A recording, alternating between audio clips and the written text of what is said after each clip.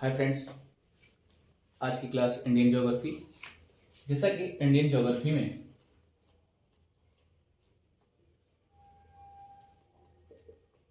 Indian geography में आज की क्लास जो है हिमालय की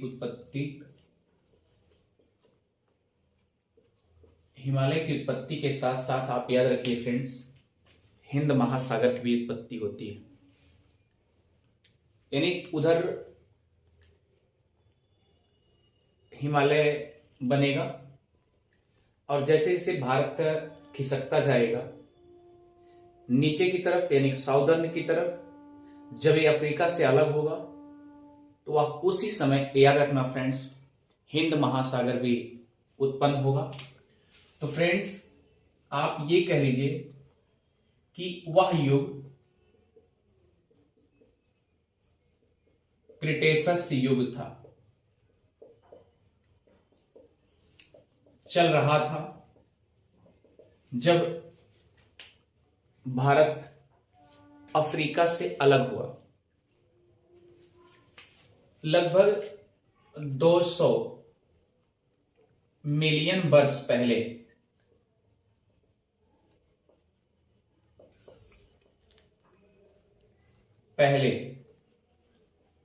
क्लियर। तो फ्रेंड्स, एक चीज सबसे पहले तो ये जानिए कि यह एक ग्लोब है। क्लियर। या आप कह लीजिए पृथ्वी इस तरीके से गोले में आकृति में हम सजाने जा रहे हैं। तो जैसा कि इसे दो भागों में बांटा गया है, जब दो भागों में बांटा जाएगा, ये आप याद रखिएगा, इसे आप नाम देंगे स्थल। क्लियर। और ये वाला जो पोर्शन होगा इसका नाम देंगे जल। यानी कि जितने जल स्थल है, सब के सब जितने स्थल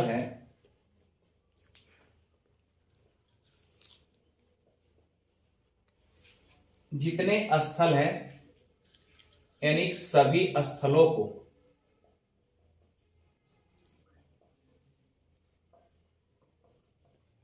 पैंजिया नाम दिया गया।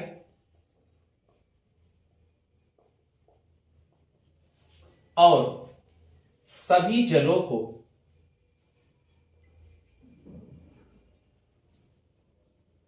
पैंथालासा नाम दिया गया।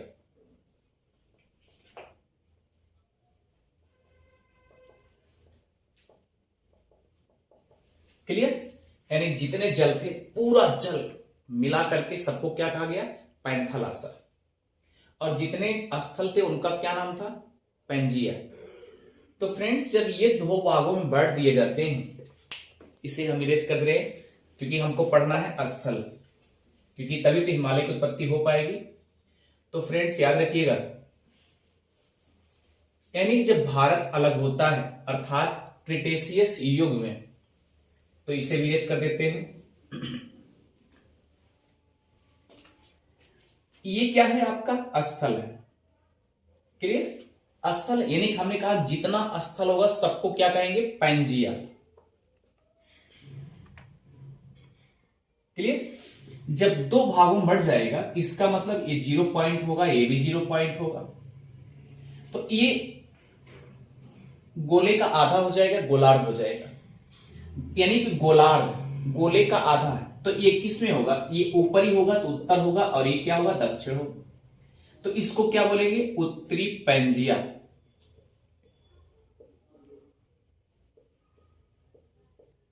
क्या बोलेंगे? उत्तरी पैंजिया। और फ्रेंड्स, इसको क्या बोलेंगे?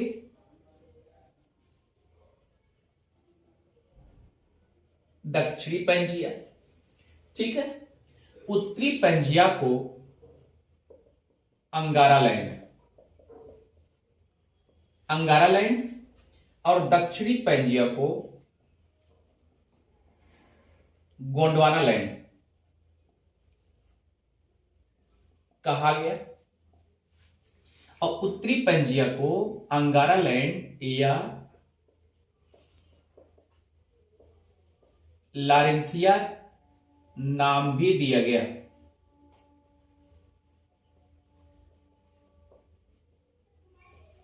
क्लियर? यहां तक कोई आपत्ति नहीं होनी चाहिए।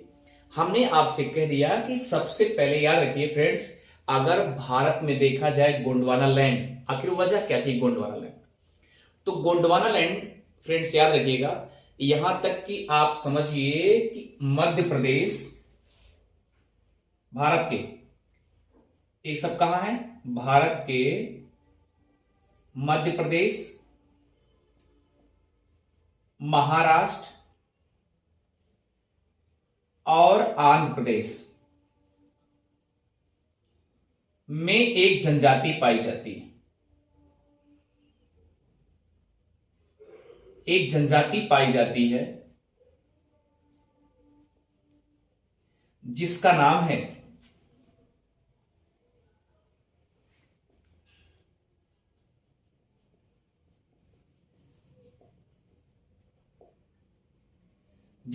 है गोंड जनजाति।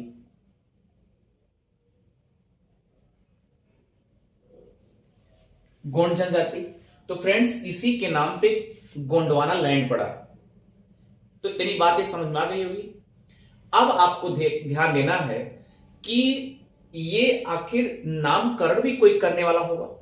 तो उस व्यक्ति का नाम था जो कि भारत के थे, ओ फीस्ट मेंटल। ओ फीस्ट मेंटल। और कब किए? 1870 में, 1870 ईस्वी में। क्लियर? इसका नामकरण कर दिए और इन्हीं के जनजातियों के नाम पर रखे हैं। और याद रखिए ये क्या थे? ये भूवैज्ञानिक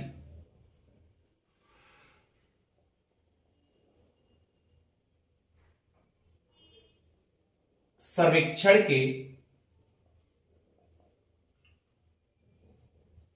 वनस्पति शास्त्री थे। इन्होंने क्या किया? इसका नाम गोंडवाना लैंड रख दिया। तो फ्रेंड्स याद रखिए, जबकि आप ये देखिए, मान लीजिए गोंडवाना लैंड तो समझ में आ गया कि हाँ दक्षिणी पेंजिया को गोंडवाना लैंड कह दिया गया। अब सवाल उठता है कि लॉरेंसिया और ये अंगारा लैंड कैसे पड़ा? तो लॉरेंसिया याद रखिएगा,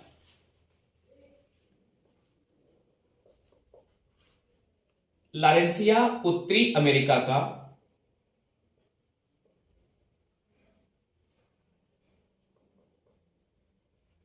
एक पर्वत है,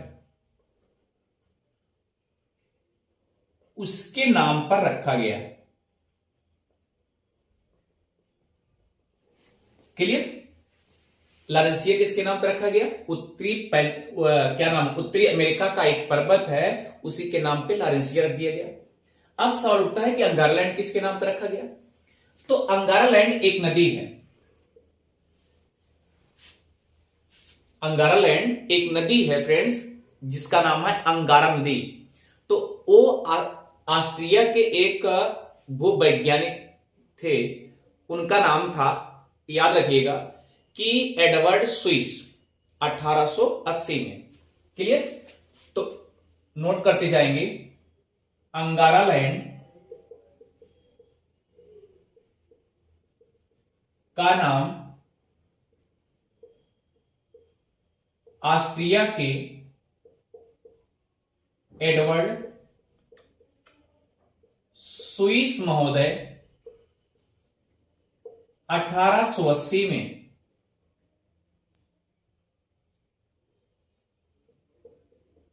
अंगारा नदी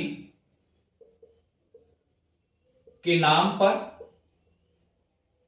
यानी उसके आसपास में जितनी भी नदियां हैं, सॉरी जितनी भी लैंड है, जितनी भू पृथ्वी धरातल है, उसी के नाम पर उसका नाम अंगारा लैंड रख दिए। तो फ्रेंड्स याद रखिए, अंगारा लैंड इसी के नाम पर रखा गया। आप ये भी कह सकते हैं कि अंगारा लैंड साइबेरिया क्षेत्र को दर्शाता है। क्लियर? तो याद रखिए फ्रेंड्स, अंगारा लैंड या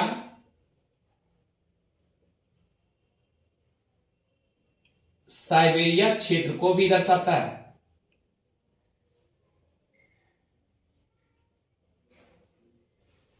क्लियर?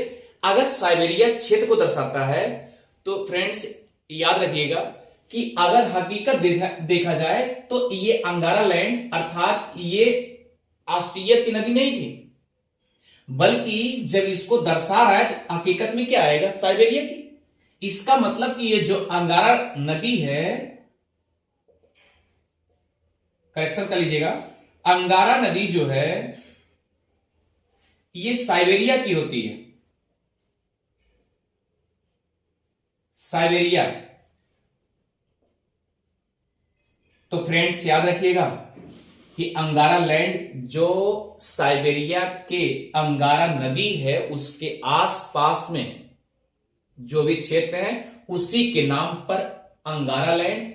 और हमने इसके पहले बताया कि लारेंसिया उत्तरी अमेरिका का एक पर्वत के नाम पर रख दिया गया।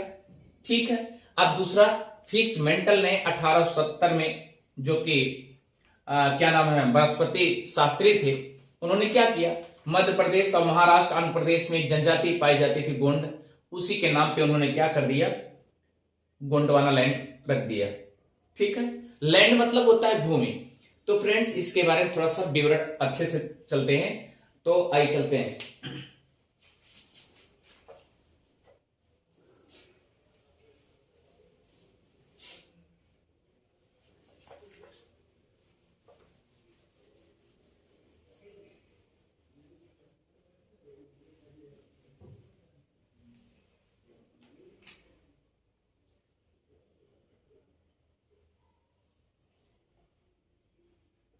अब देखिए फ्रेंड्स, ये क्या है आपका अंगारा लैंड या लारेंसिया, और ये पोर्शन आपका है गोंडवाना लैंड।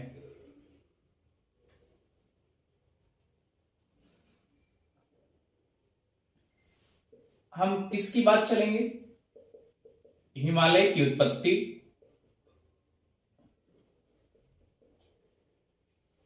पहले तो हम ये देख लें कि भारत की उत्पत्ति कैसे होती है, उसके बाद तब हिमालय, क्योंकि टकराएगा भाई।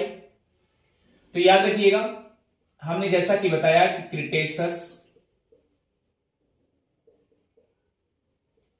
क्रिटेशस युग लगभग 200 मिलियन वर्ष पहले भारत अफ्रीका से अलग हुआ। भारत अफ्रीका से अलग हुआ। तो फ्रेंड्स इसका मतलब यह है कि जो जो उत्तर में होंगे वो क्या होगा, वो अंगारा लैंड में आएंगे, और जो जो दक्षिण में है वह क्या आएंगे, गोंडवाना लैंड में आएंगे। इसका मतलब यह है अफ्रीका क्या है,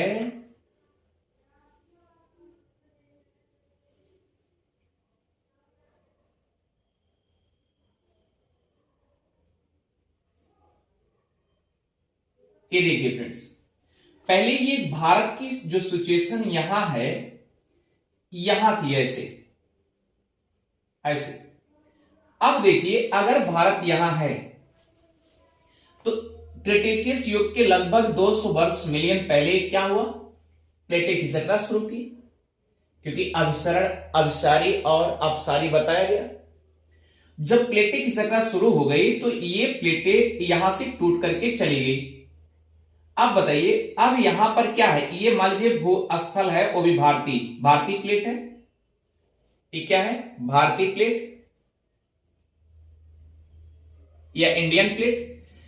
तो हुआ क्या, जब ये टूटना शुरू हुई, अब ये सोचिए कि यहां पर क्या है, स्थल है, और टूट करके ये सिचुएशन यहां पर आ गई, भारत यहां पर आ गया, अंगारा लैंड में आ गया। तो यहां क्या होगा, ये हिमालय अंगारा लैंड से टकराएगा तो यहां हिमालय की उत्पत्ति होगी। अब जब कोई चीज किसी से टकराएगा तो क्या होगा, इस तरीके से होगा। इसका मतलब यूरेशिया की तरफ जा रहा है, यूरोप और एशिया दोनों। इधर देखिए, तो कहने का मतलब इधर जब गया, ये यहां से अफ्रीका से अलग होकर के जब ये जाने लगा, तो ये भू क्षेत्र जो है अपने आप में खाली हो जाएगा। और जब खाली होगा तो क्या होगा, इसी समय हिंद महासागर की उत्पत्ति होगी।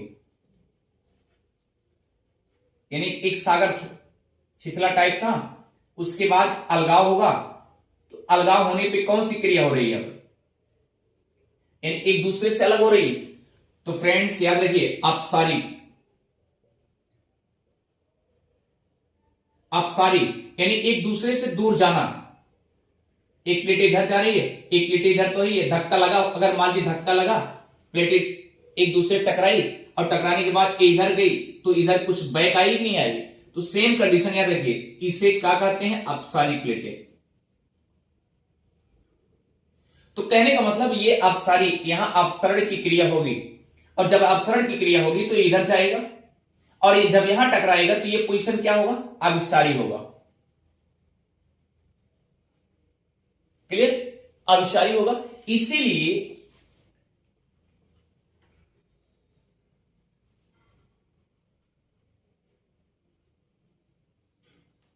अभिसारी प्लेटें बलिक पर्वत के उदाहरण के रूप में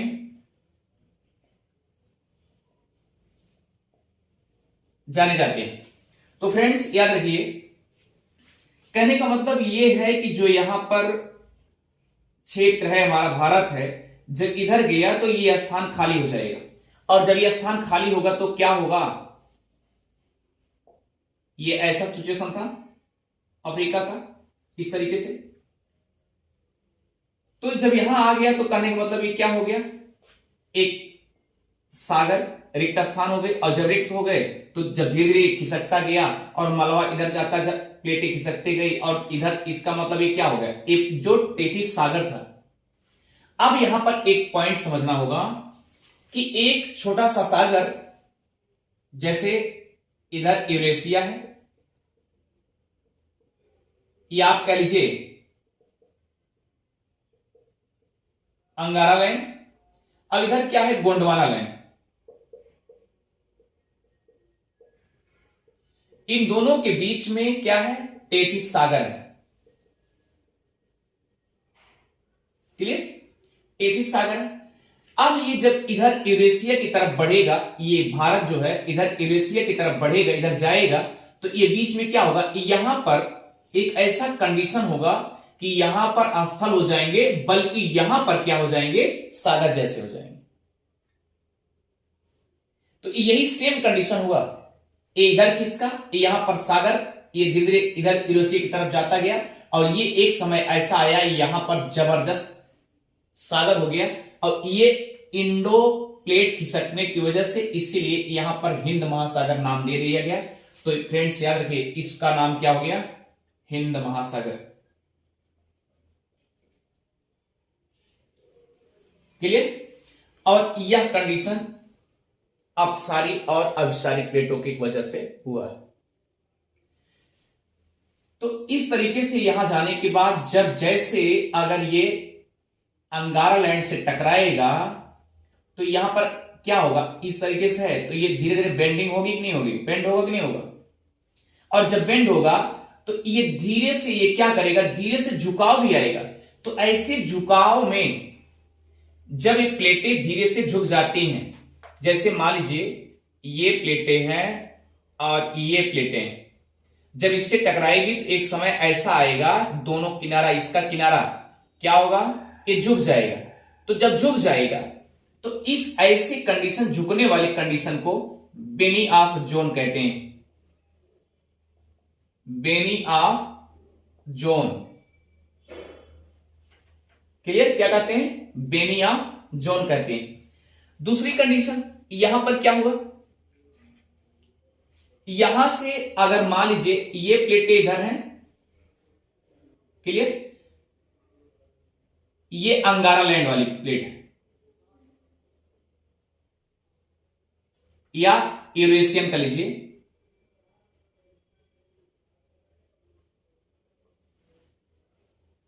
क्लियर, या आप यही कर लीजिए अंगारा, और ये क्या है, इंडियन प्लेट, भारतीय प्लेट, और इधर क्या है,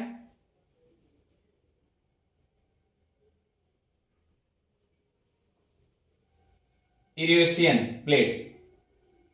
क्लियर। अब देखिए हुआ क्या, ये इससे टकराई, इसका मतलब क्या हुआ, एक दूसरे से दूर जाने लगी, यहां पर अपसारी वाली अपसरण होने लगा। क्या होगा, अपसरण। और जब अपसरण हो गए, टकराई तो इधर जाएगी, तो सवाल सी बात क्या होगा, यहां पर टकराएगी। अगर यहां टकराएगी तो ये ऐसा थोड़ी नहीं है दोनों प्लेटें बराबर होंगी, समान होंगी, एक झुकेगी, कमजोर होगी, झुकेगी, और जब झुकेगी तो क्या होगा, इसी कंडीशन को मैंने क्या बताया, बेनी ऑफ जोन। अब सोचिए इसके अंतर्गत यानी जितने हैं, इसके नीचे क्या होगा, दुर्बलता मंडल होगा, स्टेनोस्फीयर, दुर्बलता मंडल। दुर्बलता मंडल के ऊपर सभी प्लेटें एक दूसरे से तैर रही हैं, यानी एक क्या नाम, दुर्बलता मंडल के ऊपर एकदम तैरते हुए आगे बढ़ती जाती हैं, गति करती रहती हैं। तो आपको यह समझना है कि जब ये प्लेटें यहां पर टकराती हैं तो यहां पर नीचे क्या है, मैग्मा, और ये झुकेगा तो क्या होगा, अभिसारी या अपसरण कह लीजिए, अभिसरण, इसे अभिसरण कहेंगे, और इसे क्या कहेंगे, अपसरण।